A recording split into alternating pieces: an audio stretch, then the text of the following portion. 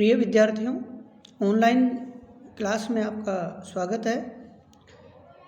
हम इस वीडियो में जिस विषय पर चर्चा करेंगे वह है अलाउद्दीन खिलजी और उसके राजस्व सुधार। यानी अलाउद्दीन खिलजी ने दिल्ली सल्तनत में जो एक शक्तिशाली साम्राज्य स्थापित किया, जिसमें उसके साम्राज्य की सीमाएं उत्तर से दक्षिण में स्थापित हुई, तो एक विस्तृत साम्राज्य का निर्माण किया। बड़े भूभाग पर कुशल प्रशासक के रूप में अपनी छाप छोड़ी। तो उसमें हमें जो उसकी कुशल प्रशासक की आर्थिक विशेषज्ञ होने की जो झलक मिलती है वो उसे के राजस्व सुधारों में भी हमें दिखाई देती है। अलाउद्दीन खिलजी के जो राजस्व सुधार थे वो वास्तव में बहुत महत्वपूर्ण थे, और उन राजस्व सुधारों का जो प्रमुख उद्देश्य था वो ये था कि उसका प्रमुख उद्देश्य था एक विशाल सेना का गठन करना। और उस विशाल सेना के गठन के लिए, क्योंकि विशाल सेना क्यों चाहिए उसे, एक विस्तृत साम्राज्य स्थापित करने, अपनी सैनिक विजय को जारी रखने, मंगोल आक्रमण से सुरक्षा के लिए उसको एक विशाल सेना की जरूरत थी। और उस विशाल सेना का गठन का जो आधार है वह है पैसा, यानी धन की व्यवस्था। तो ये पहला उद्देश्य था जिसके लिए उसने आर्थिक सुधार जरूरी थे। दूसरा कि अलाउद्दीन खिलजी का ये मानना था कि जो राजस्व अधिकारी होते हैं, जो बिचौलियों की मध्यस्थ की भूमिका निभाते थे, जो राज्य और स्थानीय लोगों के मध्य, इनमें थे खूत, मुकदम और चौधरी। ये जो राजस्व अधिकारी थे, ये जो कर वसूल भूमि कर वसूल करके राजकीय कोष में जमा कराते थे। ये भूमि कर तो पर्याप्त किसानों से लेते थे, लेकिन पूरा भूमि कर राजकीय कोष में जमा नहीं कराते थे। तो अलाउद्दीन खिलजी इस मध्यस्थ जो बिचौलिया वर्ग था, इनके बारे में उसकी धारणा थी कि ये धन का अपव्यय करते हैं, पूरा धन राजकीय कोष में जमा नहीं कराते और किसानों का शोषण करते हैं। इसलिए वो इस वर्ग को भी समाप्त कर देना चाहता था, यानी खूत, मुकदम और चौधरी के वर्ग को। हम बात करते हैं सुधारों के संदर्भ में, क्रमवार बात करेंगे। अलाउद्दीन खिलजी ने भूमि कर या राजस्व सुधारों में जो पहला कदम उठाया वो ये था कि खम्स, आपने पहले भी देखा होगा, जो खम्स जो कर है वो करता लूट का हिस्सा। यानी जब कोई सैनिक अभियान किए जाते थे तो पराजित पक्ष से जो धन सोने चांदी किसी भी रूप में वसूला जाता था, तो लूट के रूप में प्राप्त किया जाता था, उसमें हिस्सा बांटा जाता था। पहले जो ये हिस्सा था वो था 20%, यानी 1/5वां हिस्सा तो होता था राज्य का, और 80% हिस्सा यानी 4/5 वो होता था सैनिकों में बांट दिया जाता था। अलाउद्दीन खिलजी ने इसका उल्टा कर दिया और केवल 20% ही सैनिकों में देने का निश्चय किया, और 80% जो लूट का भाग था वो राजकीय कोष में जमा कराने का निर्देश दिया। ये व्यवस्था बदल दी क्योंकि उसको धन की आवश्यकता थी। इसके अलावा अलाउद्दीन खिलजी ने नए कर लगाए राजस्व वसूल करने के लिए या धन के संग्रह के लिए, जिनमें घरही कर था, आवास कर, यानी जो भवनों पर कर लगाया जाता था, चरही कर, यानी जो सरकारी जमीन थी, चारागाह की जमीन थी, भूमि थी, उस पर मवेशी यानी पशु जानवर को चराने के लिए जो कर लिया जाता था वो था चरही कर। इसके अलावा घोड़ही कर, एक कर और लगाया जो घोड़ा रखने पर कर लिया जाता था। इस प्रकार ये दूसरा सुधार। तीसरा था दोआब का क्षेत्र, गंगा यमुना का जो दोआब का क्षेत्र है, जो समृद्ध था, उपजाऊ था, जहाँ अधिक फसलें उत्पादित की जाती थी, वहाँ अतिरिक्त कर की गुंजाइश थी, जहाँ से ज़्यादा कर किसानों से लिया जा सकता था, वहाँ पर केंद्रीय नियंत्रण की व्यवस्था लागू की। चौथा जो सुधार था वो था भूमि अनुदानों को समाप्त करना। एक बहुत महत्वपूर्ण सुधार था उसका। जो भूमि अनुदान वक्फ, मिल्क, उपहार स्वरूप दी गई थी लोगों को, जो भूमि अनुदान लोगों को दिए गए थे, उन समस्त भूमि अनुदानों को अलाउद्दीन खिलजी ने समाप्त कर दिया।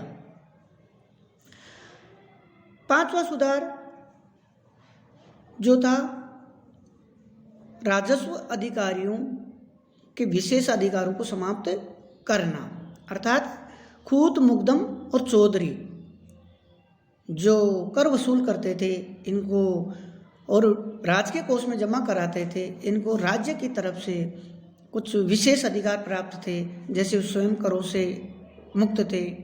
दूसरा, उनको घोड़े रखने पर शाही वस्त्र पहनने की भी छूट थी। इसके अलावा किसानों से वो कुछ हिस्सा इसके रूप में रखते भी थे। तो उनको जो विशेष अधिकार प्राप्त थे, खूत, मुकदम और चौधरी, इनके समस्त विशेष अधिकारों को अलाउद्दीन खिलजी ने समाप्त कर दिया और उनको एक साधारण स्थिति में पहुंचा दिया। क्योंकि अलाउद्दीन का मानना था कि कर वसूल करते हैं, उनमें से कुछ हिस्सा छिपा लेते हैं और किसानों का भी शोषण करते हैं, तो उनको घोड़े पर बैठने पर, पालकी में बैठने पर, शाही महलों के वस्त्र धारण करने पर, सब पर प्रतिबंध लगा दिया। इस प्रकार जो राजस्व अधिकारी थे उनके विशेषाधिकारों को समाप्त कर दिया। इसके अलावा अलाउद्दीन खिलजी के एक महत्वपूर्ण राजस्व सुधार था वैज्ञानिक तरीके से भूमि की पैमाइश करवाई, उसको नपवाया और पैमाइश करवा के बाद में उस पर भूमि कर निर्धारित किया गया। भूमि की नस्ल किस तरह की थी, अधिक उपजाऊ थी, कम उपजाऊ थी या परती थी, तो उसके अनुसार उपजाऊपन के आधार पर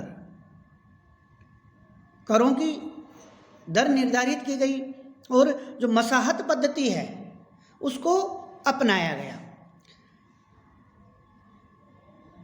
और मसाहत जो भूमि की पैमाइश का एक मापदंड था, आधार था, उसके आधार पर भूमि की किस्म के आधार पर अलाउद्दीन खिलजी ने 1/2 अर्थात 50% तक कर निर्धारित कर दिया। इसके अलावा अलाउद्दीन खिलजी ने जो राजस्व अधिकारी थे, उन राजस्व अधिकारियों के बकाया वसूल करने के लिए, जिसमें मैंने आपको पहले ही जिक्र कर दिया कि खूत, मुकदम और चौधरी जिन्होंने राज्य का काफ़ी राजकोष या यूँ कहें भूमि कर जो उनके नाम बकाया था, उन्हें बकाया की वसूली के लिए एक नए विभाग की स्थापना की और इस विभाग का जो नाम था वो था दीवाने मुस्तक राज। और दीवाने मुस्तक राज जो विभाग था, इस विभाग को ये दायित्व दिया गया कि राजस्व अधिकारियों के नाम जो बकाया धन है, राजस्व है, उनको वसूल किया जाए किसी भी तरीके से, चाहे कठोरता के साथ, लेकिन उनसे जो बकाया जो धन है उसको वसूला जाए। इस प्रकार अलाउद्दीन खिलजी ने अपने राजस्व सुधारों के द्वारा सल्तनत कालीन जो राजस्व नीति थी, भू भूमि कर नियंत्रण की जो नीति थी, भू राजस्व की जो नीति थी, उसमें महत्वपूर्ण सुधार किए। और बड़ी बात यह है कि जैसे एक वैज्ञानिक तरीके से भूमि की पैमाइश करवाई और उसके आधार पर, उपज के आधार पर, नस्ल के आधार पर, नस्ल मतलब भूमि की किस्म, नस्ल से मेरा तात्पर्य भूमि की किस्म कि कितना वहाँ कृषि उत्पादन पैदावार होती है, और उसके आधार पर ही उसने भूमि कर की दर लागू की। ये बड़ा सुधार था। एक जो बिचौलिया वर्ग था, जो किसानों का शोषण करता था, जो और पूरा राजस्व भी राज्य के कोष में जमा नहीं करवाता था, खूत मुकदम चौधरी आदि ये जो जनता का, किसानों का शोषण करते थे, उस वर्ग को भी उसने कठोरता से दबाने का प्रयास किया, ताकि जो बिचौलिया मध्यस्थ धन का जो अवशोषण करता है, किसानों का शोषण करता है, राजस्व की चोरी करता है, उस वर्ग को उसने कठोरता के साथ दबा दिया। ये जो अलग बात है कि अलाउद्दीन खिलजी के समय भूमि कर की दरें ज़्यादा थी, लेकिन ये जरूरी भी था क्योंकि उसके पास एक विशाल सेना थी और इतने विस्तृत साम्राज्य पर शासन करने के लिए उसे एक विशाल सेना की आवश्यकता भी थी, और उसके साथ ही और प्रशासनिक व्यवस्था के लिए, वेतन देने के लिए और प्रशासनिक व्यय के लिए भी उसको अधिक धन की आवश्यकता थी। इसलिए अलाउद्दीन खिलजी के समय जो भूमि कर की दर थी, जो पहले 1/3 हुआ करती थी, यानी राज्य का हिस्सा कितना था, तीसरा हिस्सा 1/3, लेकिन अलाउद्दीन खिलजी के समय ये जो हिस्सा था वो था 1/2, यानी 50%। और अलाउद्दीन खिलजी के समय जो कारों में हम जैसे देखते हैं, मुख्यतः खम्स, उस्र, जजिया, जकात प्रमुख थे, और उसने भूमि कर को नगद या अनाज दोनों रूप में देने की व्यवस्था कर रखी थी। लेकिन अलाउद्दीन खिलजी का मुख्यतः जो जोर था राज्य का, जो राज्य की नीति थी, वो थी अनाज के रूप में भूमि कर लेने की। इसका एक प्रमुख कारण भी हम देखते हैं, जैसे मैंने आपको अपने दूसरे एक अलग वीडियो में आपको विस्तार से मैंने अलाउद्दीन खिलजी की बाजार नियंत्रण की नीति के संदर्भ में जो मूल्य निर्धारित कीमतों के निर्धारण की जो नीति थी अलाउद्दीन खिलजी की, उसके संदर्भ में भी उसको लिए आवश्यक था कि जो वो वस्तुएं, सामग्री लोगों को निर्धारित कीमत पर उपलब्ध कराना चाहता था, इसलिए वो भूमि कर को भी अनाज के रूप में ही लेना पसंद करता था। तो अलाउद्दीन खिलजी सल्तनत कालीन शासकों में न केवल साम्राज्यवादी सैनिक नीति को लागू करने वाला, क्रियान्वित करने वाला शासक था, बल्कि जो राज्य के लिए सबसे ज़्यादा जरूरी चीज़ होती है, उसके स्थायित्व के लिए, उसके विकास के लिए, उत्थान के लिए, जो राजस्व यानी धन अर्जित करना और उसको विकास या राजकीय कार्यों में उसका उपयोग करना, उसके लिए उसने समय अनुसार, परिस्थिति अनुसार, अपने योग्यता के अनुसार उसमें महत्वपूर्ण सुधार किए। और इन सुधारों का जो प्रमुख उद्देश्य, हम ये नहीं कह सकते कि उनका उद्देश्य, अलाउद्दीन खिलजी का उद्देश्य ज़्यादा से ज़्यादा धन अर्जित करना था या किसानों का हित भी था, लेकिन ये अवश्य है कि जो हमें नज़र आता है कि विशाल साम्राज्य की प्रशासनिक व्यय और सैनिक आवश्यकता के लिए उसको सुधार करने पड़े, जिसका फ़ायदा शायद किसानों को भी हुआ होगा। धन्यवाद।